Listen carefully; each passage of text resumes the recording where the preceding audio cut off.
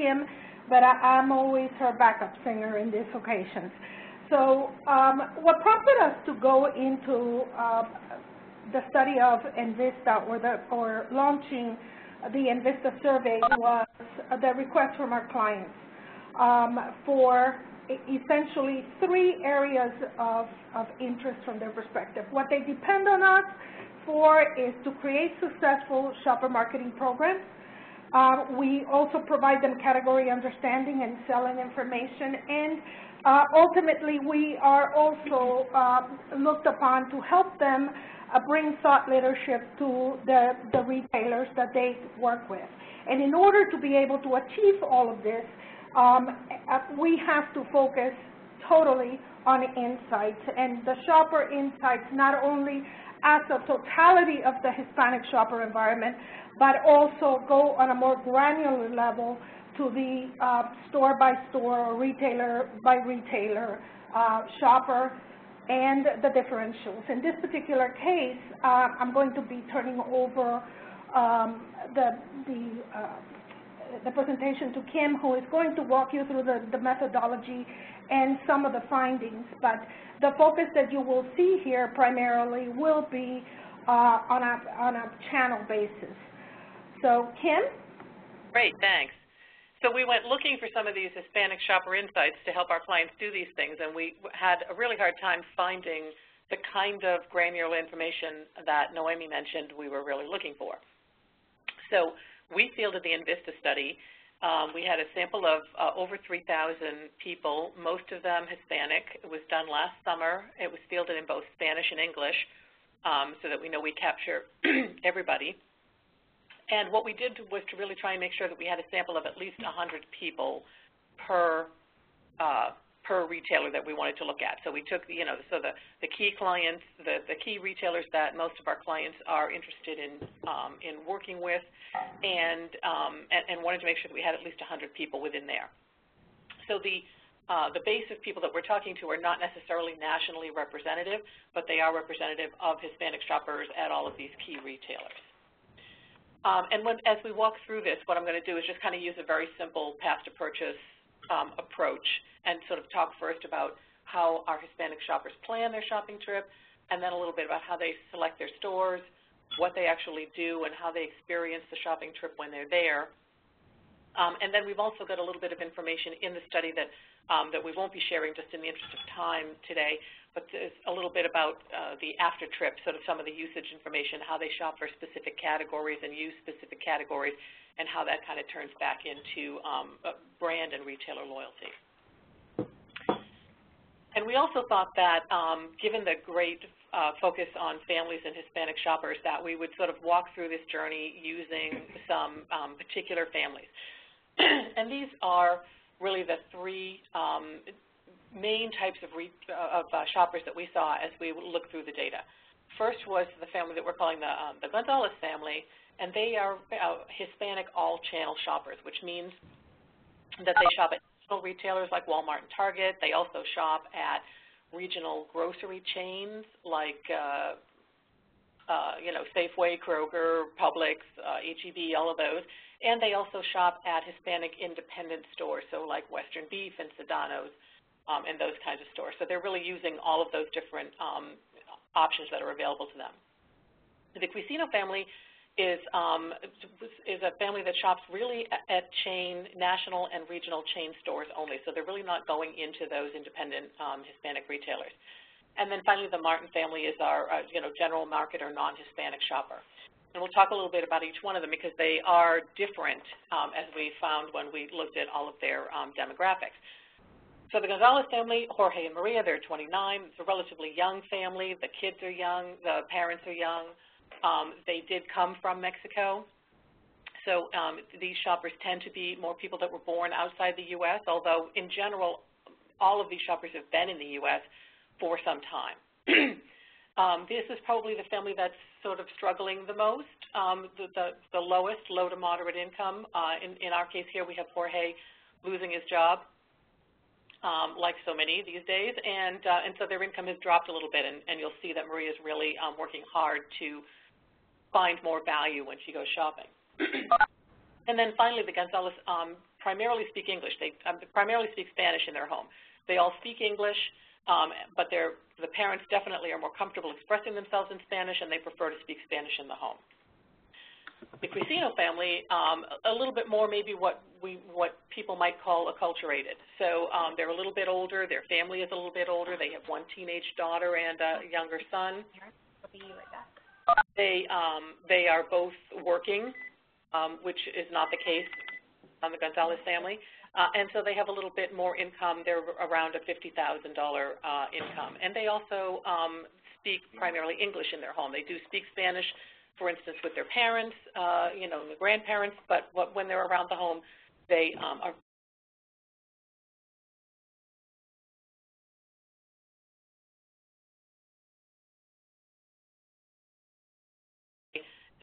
in terms of the kids that are in the household. And one of the smaller families, they make a little bit more, around $75,000 a year, and obviously they do speak English in their home, although some of them speak a little Spanish. So we see some movement back and forth. So when we talk about trip planning, it sort of starts with basic attitudes, I think. And one of the things that we found is that all of the shoppers, whether Hispanic or not, have definitely shifted their definition of need versus want as a result of the recession. We see Maria, though, in particular, since she is on the lower end of the income scale, she really is putting a lot of energy into planning her trip since Jorge's lost his job. And in fact, these are all activities that she probably was doing before because she is the most value-oriented shopper to start with. But since the recession, you see that on almost every measure, she is doing more of that activity than she did in the past. Daniela, who is our chain-only shopper, is also becoming more vigilant in her smart shopper behaviors. Again, like Maria, she has always been sort of thoughtful about what she's doing. She's always looked for value. She's spent time in the store finding the best prices. She's done research beforehand to find coupons and go through the circulars. But all of those activities have increased since the recession, but not quite as much as Maria. And then finally, when we look at Amy, our general market shopper, she has also increased all of these activities over the past couple of years. And I think, you know, we've all seen this in the marketplace in general. We see more and more people buying store brands, using more coupons, going on the Internet to research their purchases beforehand. So it's not surprising that all of our folks have done more of these kinds of activities, but we've definitely seen more of it among the Hispanic shoppers than among the non-Hispanic shoppers. We think part of the reason is of course, that our Hispanic shoppers are probably feeling the pain of the recession a little bit more than Amy is, but we also feel that Amy has been doing a lot of these things in the past more than some of the Hispanic shoppers have, particularly when we're looking at those circled areas, the coupon usage, the store brand, and the pre-store research. I think, you know, we've all heard, whether it's a myth or whether it's just something that used to be true and isn't anymore, that Hispanics don't use coupons as much. And what you're seeing is a lot, oh, I'm sorry, Kim, but what you're seeing is a lot of not only the impact on the economy, but also I think it's also become a cultural dynamic where coupon usage has become kind of, has gained a cachet, and you have shows like extreme couponing, which is, if nothing else, is elevating the interest of Hispanics as well as general market consumers. Maybe they're not at that level yet, but what they are learning is the intricacies of it. But what the important factor here is that couponing has lost, or rather the myth of Hispanics not using couponing because it was considered that you would be viewed as being cheap or whatever else other conclusions were popular 5-10 years ago. What you're seeing right now is that couponing, in fact, is gaining cachet. Hispanics are becoming more savvy about it, and even Maria is now a tad more sophisticated about the way that she uses coupons and she acquires coupons. Yep, absolutely. And I think the same thing is true in terms of store brands. Again, we were talking between us a little bit about this yesterday. This is an area where I think, you know, people have always felt, oh, Hispanics are much more brand loyal and they're not as likely to use the store brands. But there have been a number of different factors that have changed that, aside from the recession, which obviously is one factor. But we also see that the the store brands being marketed much more as real brands. And we also see the quality of store brands improving. And the Hispanic shoppers are certainly very savvy shoppers, and they've seen that the brand, you know, that the store brands have become higher quality, and so the value equation there is better for them now. It's worth it to try that that store brand and to find out that it really is, you know, pretty good quality and for a better price. So you know, definitely have been some changes in people's activities and attitudes, and as I think we've all talked about, you know, we've heard a lot of talk about the new normal over the past couple of years, and we definitely see that happening here as well. When we talk to these shoppers about how they expect these attitudes or activities to continue in the future, they definitely plan to continue these things. Now, the good news is, I think, for all of us, that the numbers come down a little bit. So instead of 95% of them saying that they're more price conscious and, you know, they're going to be using coupons and switching to store brands, we've got, you know, more in the area of 50 or 60% saying they're going to continue to do that when the economy gets better. So there's certainly, you know, some opportunity there to switch people back to some of the behaviors that they've had in the past. But I think it's going to be, you know, a little bit of a difficult task. People are coming into the recovery, if and when it starts to happen. People are coming into the recovery with the mindset that I need to continue being frugal and vigilant in the future. And that's true for the chain-only shoppers as well. I think it's interesting probably because, you know, Maria has been scrimping for a little bit longer because she has been struggling a little bit more and working harder to save her money, that as she starts to see the economy getting better, she is looking forward a little bit more than Daniela to relaxing her grip a little bit and, you know, maybe having a few treats, loosening things up a little bit and splurging a little bit more when the economy improves. And then I also think it's interesting that when we look at Amy, the general market shopper, even though she was not as impacted by the recession or all the other changes that have been taking place in the marketplace over the last few years, even though she has not changed her behavior as much as the Hispanic shoppers had, when we look at how she thinks about her behavior going forward, she still pretty much sees herself as you know, being as frugal going forward as the Hispanic shoppers say they will.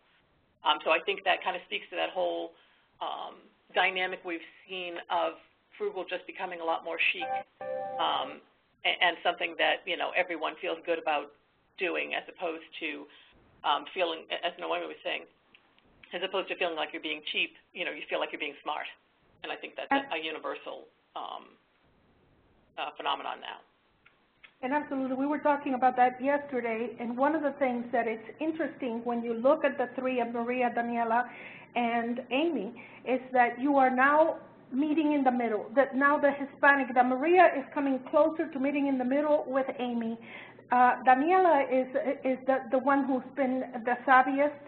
She grew up here and has spent the most of her time here, so she is, she's a much more sophisticated shopper and a smarter shopper in terms of availing herself of all of the resources that are available to her to save money. But Maria, who had never really done it, she had been a frugal shopper or value shopper, but always keeping in mind the quality, the taste, and the versatility of the products she was buying, is now meeting closer to Amy. So it's interesting where the two are going to, at some point, meet in the middle, and that's proving to be Daniela. Yep. Okay, so that's kind of, you know, their background going into their trip planning. As they start to actually, you know, plan out their trip and think about what they're doing, one thing that we saw is that they really are, they're all doing roughly the same things to put their list together. There are a few minor differences.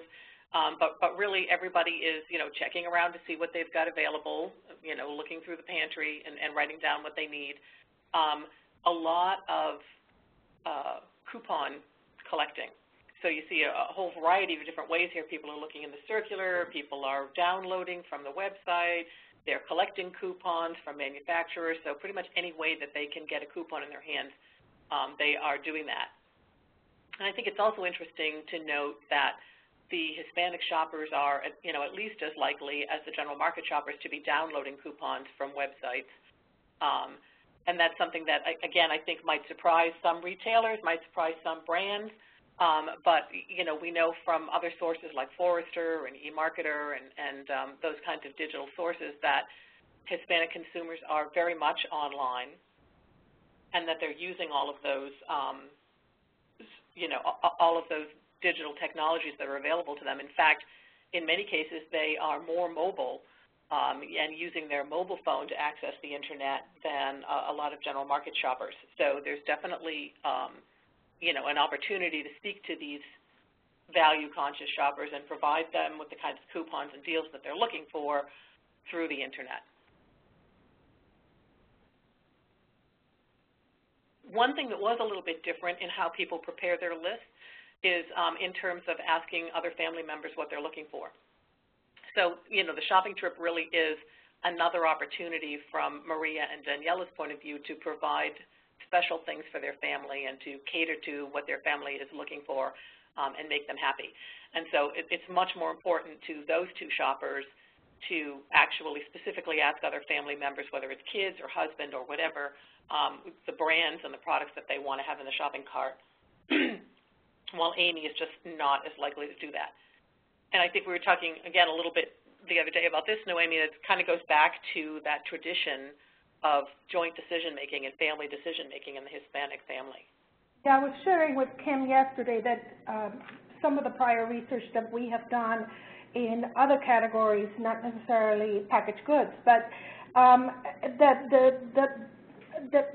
the perception is, and it's a perception that has actually been fostered by the Hispanic shopper, particularly women, that decisions at home are shared decisions. And what we found out through various years of research in various categories, but primarily in the financial category, is that the woman is the one responsible for researching the information, be it a major purchase or an insurance policy or some other major investment that the family needed to make. Going through the whole selection process in terms of researching, finding the company that fits the bill for them or the product that fits the bill for them, presenting it to the husband, and it's pretty much a done deal at that point. However, given the dynamics, the family dynamics of the man being the head of the household, at that point in time, it is a joint decision versus I did all the work and I'm making the decision and I'm moving forward because this makes financial sense for my family. So it's just interesting how it goes from one end to the other, from one spectrum to the other, and the categories just kind of blur the lines. But Maria and Daniela are more consensual in the sense that they do bring it up to the family, and in most cases it would be a joint decision if the decision, if the definition of that decision was strictly, I asked, do you want cookies today, and if you do want cookies, what brand of cookies you want or what flavor of cookies you want. From that perspective, it's very consensual. At the end of the day, it's Maria or Daniela who's going to be buying the product, still keeping in mind that they want to please that family member. So then as she's starting to think about what store she wants to shop at then, one of the first things she's going to look at, which is also a little different from the general market, is what she's going to be shopping for.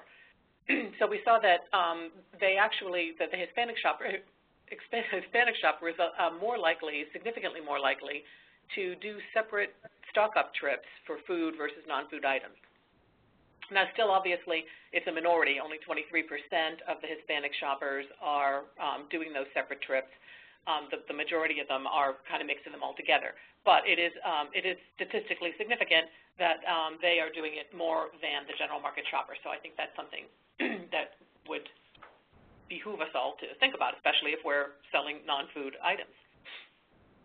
So we took a look at some of the non-food, larger non-food categories to see where they're buying these things. And we found that in most of the non-food categories, Maria and Danielle are a lot more likely to rely on mass merchandisers than Amy is. Amy puts more weight on the grocery store than Maria and Daniela do. So I think that's kind of interesting. And also club is a little bit more important for our Hispanic shopper in household cleaning than it is for Amy. So again, a few different, there's an opportunity here obviously for the drug chains in health and beauty, let's say. We see Amy doing more of her health and beauty shopping there than the Hispanic shoppers. And when we get to the next page, I'll talk a little bit about OTC products. But there's the Hispanic shoppers are definitely in drug, and they're looking for other categories in drug. So there may be some opportunities there for drug to get some of that volume back from mass in the health and beauty area. So when it comes to drugs, whether it's prescription drugs or OTC medicines, these shoppers are very focused on the drug channel.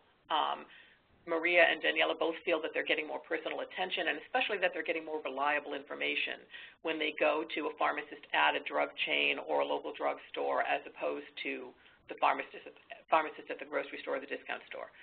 And I think this is an issue clearly that grocery and mass have across the board, and they're all spending a lot of time trying to figure out how to get their pharmacist out from behind the counter and how to increase the visibility of their pharmacist and all that. But it's something that's particularly an issue when it comes to Hispanic shoppers. So, there may be an opportunity to provide Hispanic pharmacists in those channels. It may be, there may be a variety of different ways that those folks want to take a look at to make sure that they're really meeting the needs of Hispanic shoppers and trying to get some of that business away from drugs. When it comes to the OTC medicines, everybody feels a little bit more comfortable about making their own decisions, and so everybody moves back towards the mass merch and the discount channel. More so on Amy's side, she's more willing to go back there, but we also see that that Maria and Daniela will go back to mass for the OTC as well. So again, maybe some opportunities there to get some of those folks into shopping for health and beauty at the drug chain because they're already there looking for the OTC medicine.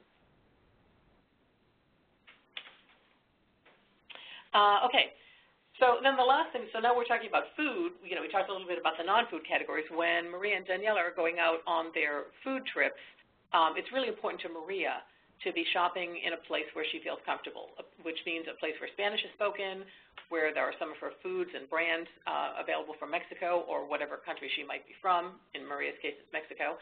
And places where she'll see her friends. It's a little bit of a social occasion for her, more of a social occasion than it is for Daniela.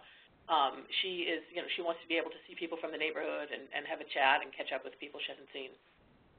So these are really the key factors that are driving her to shop in those Hispanic independent chains. That's what she gets from being in those stores, and that is their point of difference.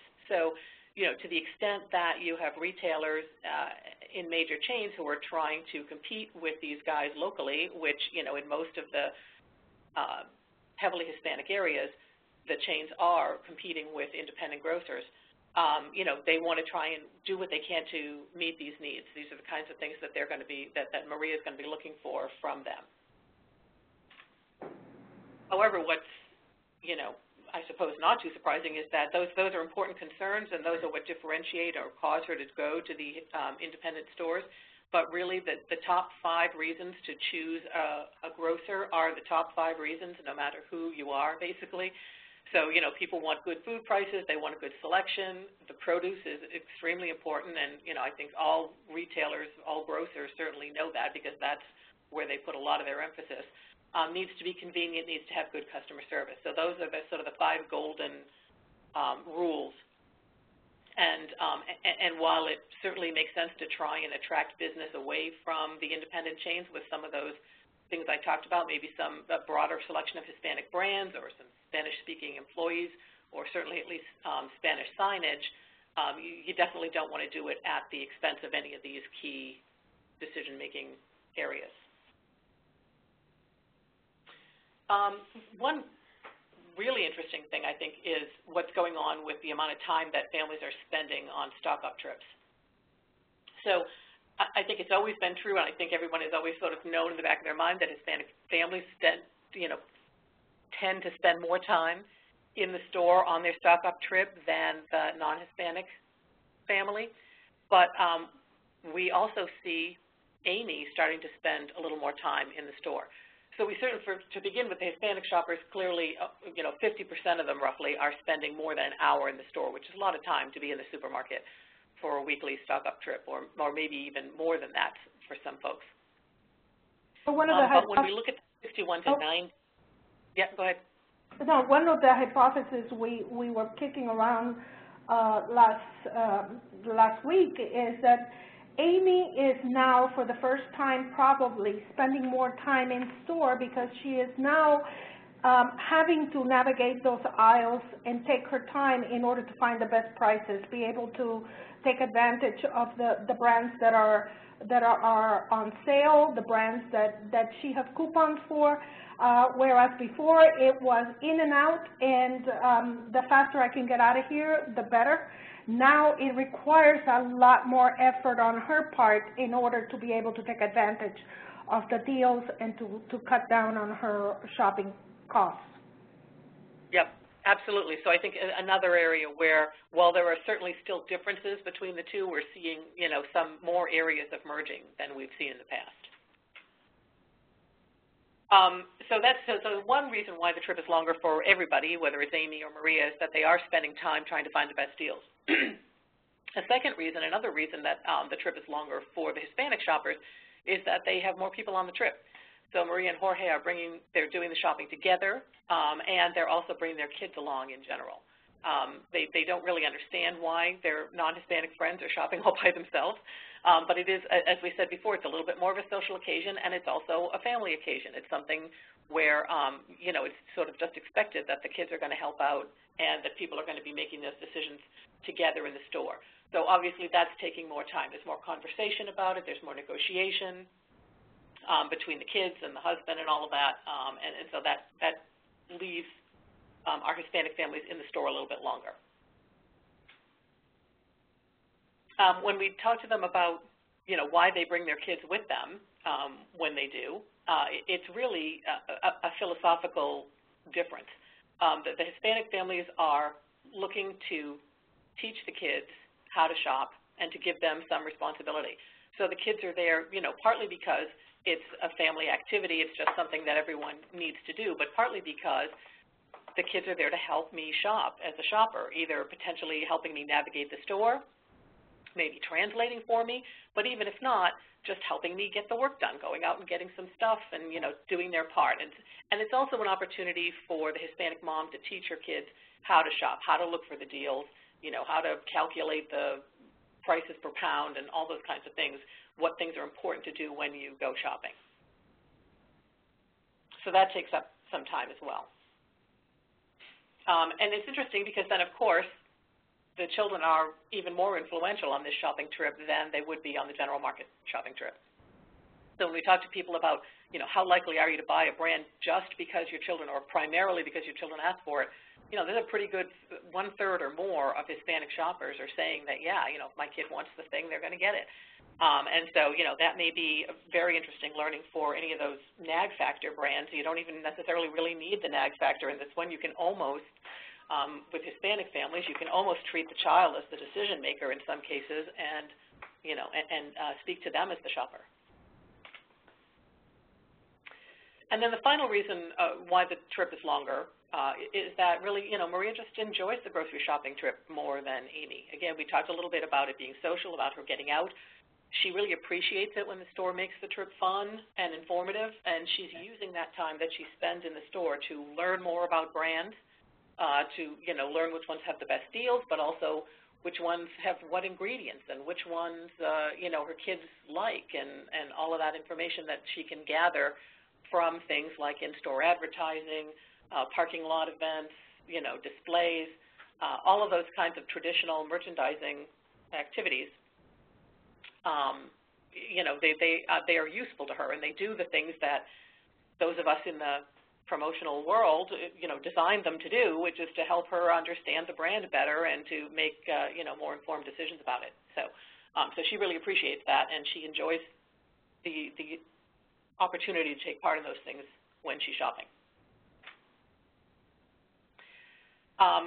We see, Amy not as interested in those things, and Daniela somewhere in between again. It's very interesting. So, Amy is our most jaded shopper, I think, and, she's the person that we have all seen over the years being harder and harder to reach, harder and harder to influence and convince, whether it's because of her own sophistication or because the chains make it harder and harder to do special events and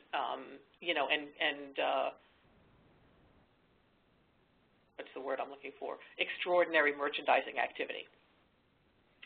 So, because it's a lot harder to do that, it's been a lot harder to reach Amy. But Maria's still out there, and she's still looking for us to speak to her. So, that's great, and we're happy to be able to talk to her. And we see that Daniela is sort of somewhere in between. She's part of this group called the New Latina. She is still trying to sort of stick to her roots and the cultural norms, but she's also becoming more and more like Amy, and her lifestyle choices are more like Amy. So she doesn't have as much time to spend enjoying her shopping trip. She's spending more time, at the chains where it's more convenient, as opposed to at the independents where there's more of an experience in general. So, she is still more influenced by these things than Amy, but not as much so as Maria. So that's, kind of a detailed look at some of the various areas that we were able to delve into. We've got more information in the study, but we, really wanted to sort of give people a sense of how Hispanics shop differently from the general market, as well as how they shop differently amongst themselves, depending on various factors. So some of the things that we looked at as we were just going through here, and we can chat a little bit more about these, either in your questions or ourselves, but we did find that there were some key differences between Hispanics and the general market. So there are differences in the way that people plan, in the way that they select their stores, the way they experience the store and choose their brands. And I think, whether we are manufacturers or retailers or the agencies that help those folks, we really need to understand how those behaviors differ and how those attitudes differ in order to be able to market effectively to those shoppers. And I think that's something we've all known. Hopefully this kind of information that, that we're able to pull together in the NVista study can help us really quantify those differences. We also, interestingly, found differences within the Hispanic community. So, these differences are primarily, as I said, related to what we might loosely call acculturation. We found, trying to do some cluster analysis of the data that we had, that really it was family size and language preference that were the key differentiators. And I think we see that in the groups that we just talked about. Maria being the sort of larger family, the more Spanish-speaking family, maybe in the country a little bit less time. But regardless of time, that's a family that is sort of still more in touch with their Mexican heritage than Daniela's family, where there's more English being spoken. The family is a little bit older and larger. So we saw differences there. And we've also seen some convergence between Hispanic shoppers and general market shoppers that I think was kind of interesting. And we see that highlighted in the person of Daniela, who is making some more, sort of general market lifestyle choices and shopping a little bit more like the non-Hispanic shopper of the past. And I think, what we find is that the more we start to focus on this community and look at them as shoppers and not just as consumers, the less it appears to be a mass market. It's not just about focusing on Hispanics or doing Hispanic marketing, but it's, again, just as with the general market, important to understand the nuances of the various folks that we're targeting and to be a little bit more personalized and customized in the way that we talk to them. We also saw that Hispanics are using the Internet for the same kinds of research and trip planning as non-Hispanic shoppers, and we didn't talk a lot about that in this run-through, but it is something that we have data on in the study, and we're going to actually be following up with next year with a, well, early next year hopefully, with a digital shopper, Hispanic digital shopper study webinar. But there is some information available in here, and I think, you know, folks who've been taking a look at Hispanic marketing, shopper marketing, or consumer marketing and trying to understand this consumer target know that, if anything, Hispanics are more likely to sort of be on the cutting edge of mobile Internet access and doing shopping activities on their mobile phone. And we've seen, we were talking, another thing that came up recently, Noemi, we were talking a little bit about some of the, you know, really successful Hispanic targeted brand sites and websites that are out there that we, you know, that really attest to the fact that this target is on the web and that it's an effective way to reach them. And absolutely. I think two of the prime examples, and one particularly is often quoted, is Kraft. Kraft has done a magnificent job of targeting the Hispanic shopper. They've done it originally with Comida y Familia, which originally started as a print vehicle, just promoting all of their brand portfolio, providing everything from recipes to different options for parties, themes, and things like that. And then once it reached a level of 1 million circulation, because of cost factors, they had to go online. They've done a very good job of that. Unilever is doing a very good job with Vive Mejor. And you're seeing that be more and more the case. The idea is to engage that consumer, provide solutions for them, a place for them to be able to connect with other shoppers and share ideas. And when all is said and done, you know, it's an ideal vehicle because Hispanics are all about sharing information. It's all about a very social culture. So if you look at the numbers with Facebook and even when MySpace was so huge, Hispanics were huge users of those digital vehicles because it's just an extension of who they are and what they do normally. They share information, and these places provide the means to do so, and at the same time, you know, learn a lot, because the Marias of this world are in the process of learning how to adapt the products that they are now having and coming up with quicker solutions. Maria is still a stay-at-home mom, but she has challenges, and she is not only financially strapped right now, but she is finding her way. One of the things that research had demonstrated in the past, you know, the Hispanic shopper, they like to cook from scratch and they like to do everything from scratch. What we learned along the way was, yes, the less acculturated the shopper, the more they cook from scratch. But it isn't too long after they arrive in the country that their best friend or their comadre or, you know, some other relative will begin to poke a bug in her ear. Hey, you don't have to make beans every week. You can get refried beans from a can and doctor it up, and it tastes just as good, and unless you say something, nobody will know.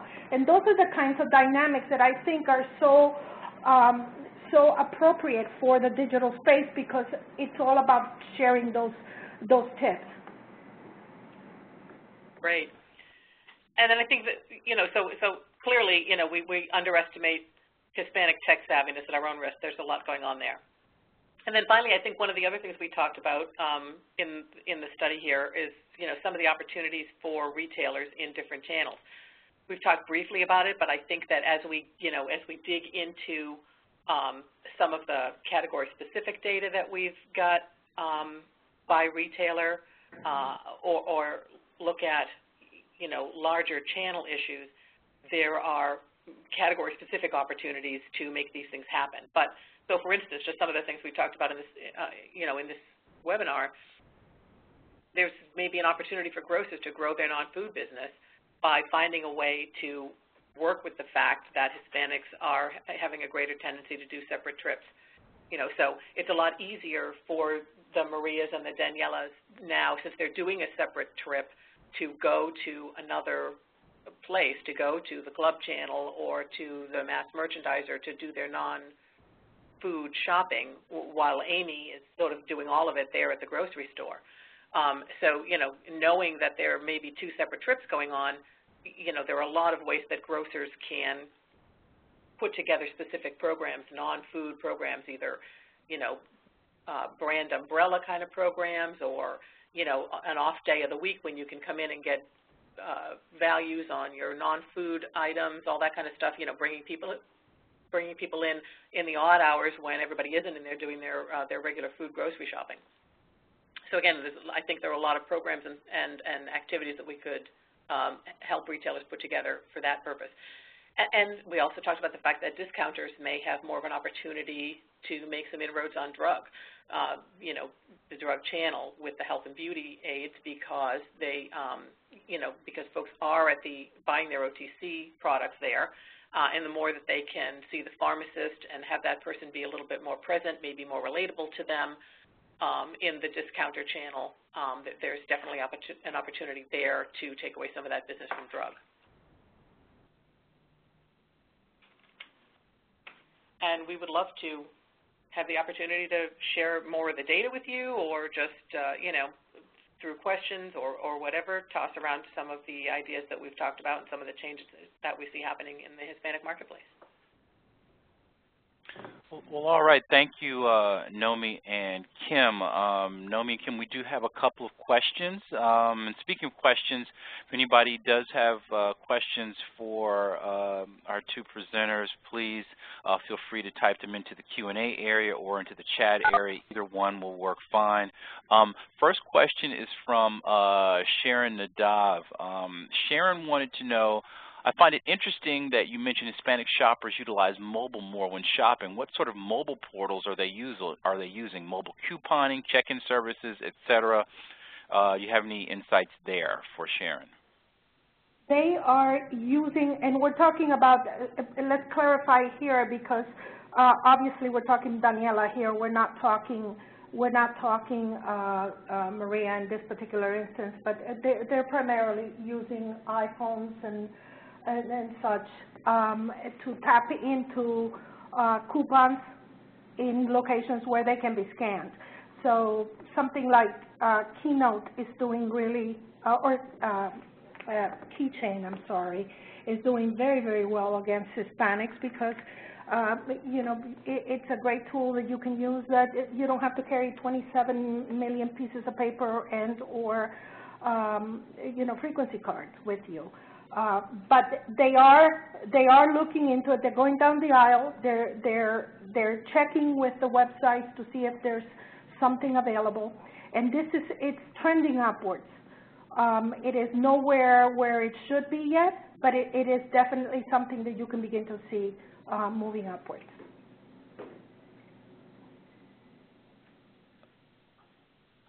And Sharon, I've unmuted you. Did that answer your question? Oh, yeah, very cool. I was just curious about the platforms that they were using, if there was any data on that. It's primary, and here, Kim, I'm going to need your help on this one. The data data is lagging, but what is the primary source that that can be used? Well, we use information from Forrester and eMarketer, but we also have just recently gotten back our own Hispanic digital shopping study where we are looking at, not really so much what platform. So I think we probably wouldn't be able to tell you which apps, et cetera, but we would be able to find out the kinds of activities that people are doing, talk a little bit more about the kinds of activities people are doing, whether it's on smartphone, what kinds of phones, and sort of how often they do it, and as well as how influential they find it. So, one thing that we've seen as we're just starting to look at the data is that some of the tools that are most broadly available are not necessarily the tools that are most impactful in terms of motivating people. A lot of the, tools that really seem to be changing people's minds about things are still relatively still very low penetration. It's such a new area, I can imagine. Very cool, very cool. We are going to go on to our next question.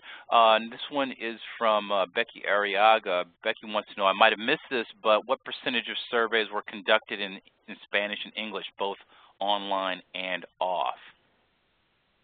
They were all done online.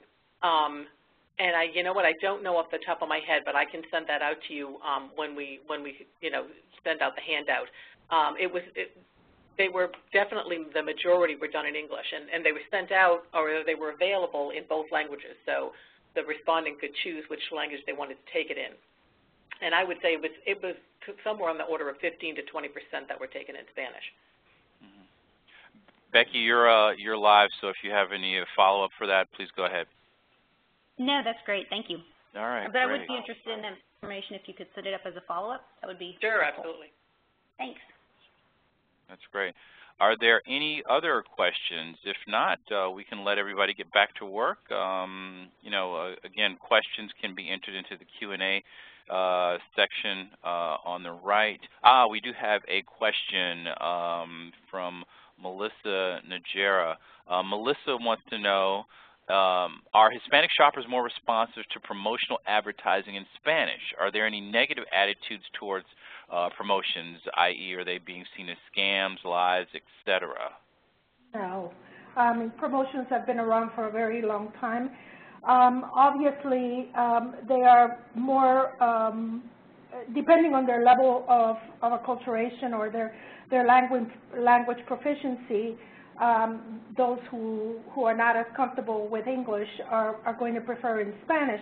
But what you've got is, and I think this is across the board, you're going to see it very often, most agencies will do their promotional advertising bilingual unless you're specifically targeting a separate set of stores. If, for instance, I'm doing a promotion with El Super in California, the likelihood is that it's going to be in Spanish. And that's because 99.9% of their shoppers are Spanish speakers. So it's a judgment call based on knowing what the shopper base is for the specific retailers that you're advertising against. If it's a national promotion, bilingual will always give you coverage. And unless it is a shady promotion, there's no reason to believe that there's going to be any negativity associated with it. Hispanic shoppers are very savvy.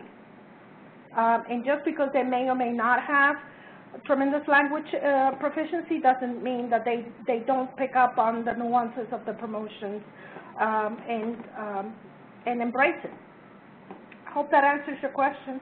Very cool. Melissa, I don't seem to be able to unmute you or anything like that, so certainly if you'd like to follow up with Nomi or Kim, please feel free to reach them at their numbers on the screen. Yeah, you have the phone number, so if you want to continue to chat, please feel free to call. Yeah, and we certainly encourage that, particularly amongst PMA members, member to member.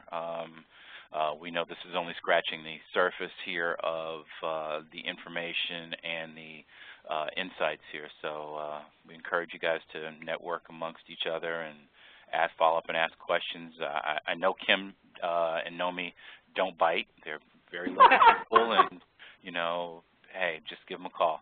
All right. Thank you. Any last questions, or we will can let folks get back to their long to-do list.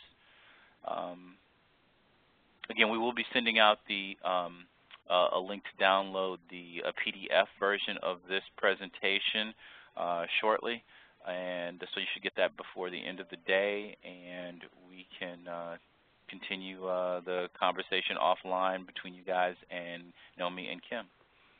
Nomi and Kim, thank you so much for taking the time and sharing this, and I'm so looking forward to the digital shopper study, because I know you guys have already laid some great groundwork as you shared at our Digital Shopper Marketing Summit. So looking forward to seeing that study as well. Perfect. Thanks, Rob. Thank you. All right, guys, have a great afternoon. Talk to you all soon. Bye-bye, you too. Bye-bye.